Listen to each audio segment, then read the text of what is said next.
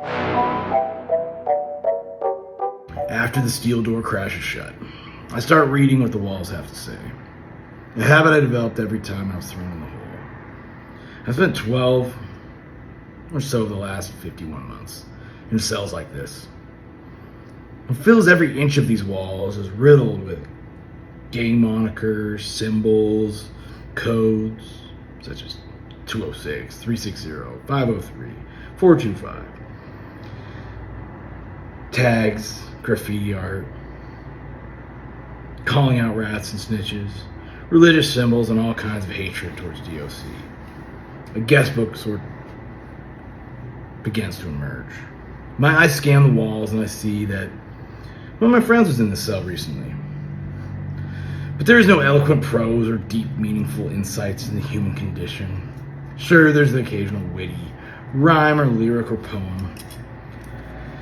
But what's scribbled, often misspelled, is the unfiltered outcries of the nation's huddled masses.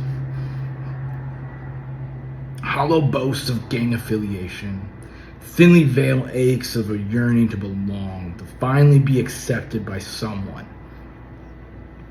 So many of the men trapped behind these walls began abandoned early and often, placed in the cruel youth to prison pipeline that is the foster system. Most who write on these walls are far from innocent by the time they get here and lack a promise of usefulness. Yet while I was being stripped of my dignity in all connections, it was only then that I could connect to their humanity. This cell, like all the others, is remarkably unremarkable. 4 concrete walls, 1 large steel door, with a metal hatch where your food is tossed to you like you're an animal. Ubiquitous prison toilet sink combo, a cold concrete stool, an even colder concrete platform, the mattress, no thicker than my thumb. 2 sheets, 2 blankets, 1 roll of TP. The whole is simple to describe, yet at the same time, the all-consuming despair and pain of the barbaric practice of solitary confinement is undescribable. The only persons I see are my captors.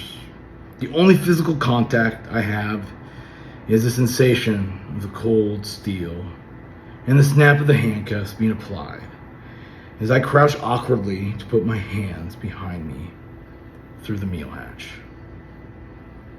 I only endure that contortionist feat once every 3 to 7 days, to be escorted to a 10-minute shower.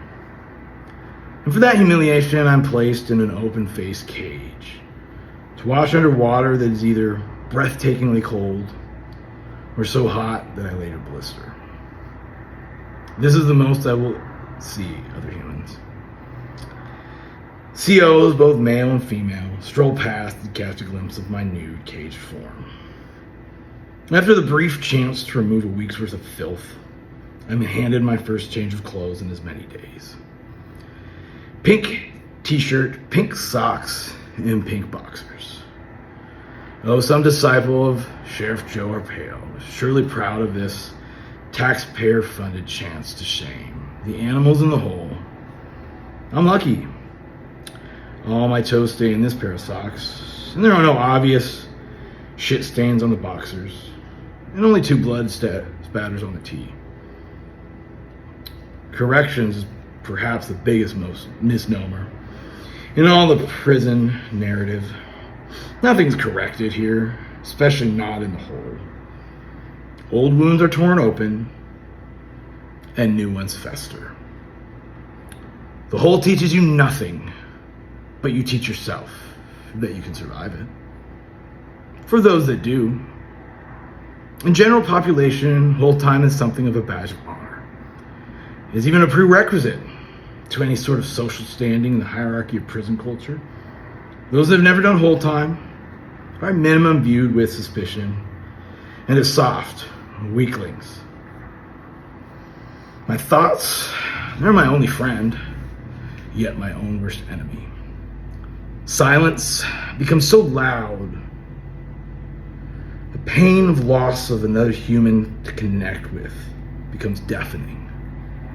I ruminate on the past, not just my fall, but the mind goes down rabbit holes.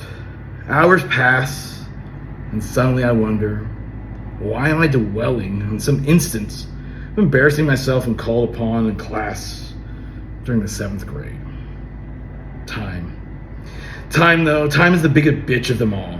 Time tricks and taunts me. It has the same effect on the past occupants of these cells, as evidenced by the many calendars, release dates, hash marks, all scratched into the walls. Someone has even written the daily schedule on the door. Breakfast, 6:30, med pass, 0900, lunch, 10:30, meals. Called mainline here, as that's what the guards shout and bang on the meal hatches they serve food. Existence in the whole revolves around these, often served at room temperature, meals. Get on your feet if you want to eat is written all over the table. In reference to the DOC policy, and if you aren't standing at your meal hatch, the moment a guard walks up, they will skip your cell and you will go hungry. And often meals are your only semblance of time. They act as your clock. I never would have thought that being deprived of a clock could drive me to the brink of madness, and perhaps well past it. But I've heard neighbors break down and push the emergency button just to beg for the time. Most of what is scrawled on these walls oozes the macho armor one must don in order to survive the barred Colosseum.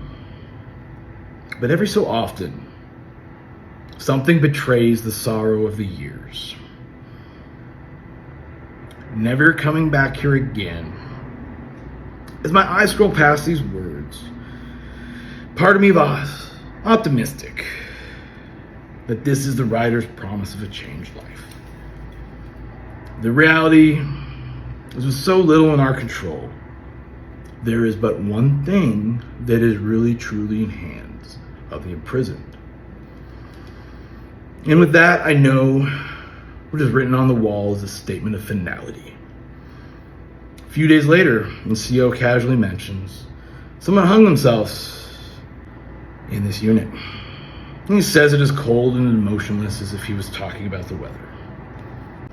Of the hundreds of square inches of writing that I have sat in solitude reading, much I cannot remember. And the actual words are largely meaningless. What they represent, however, has a grip on me. The writing on the walls will always stand in my memories as the outcries of a discarded people, joined if only in solidarity by their shared torment of isolation.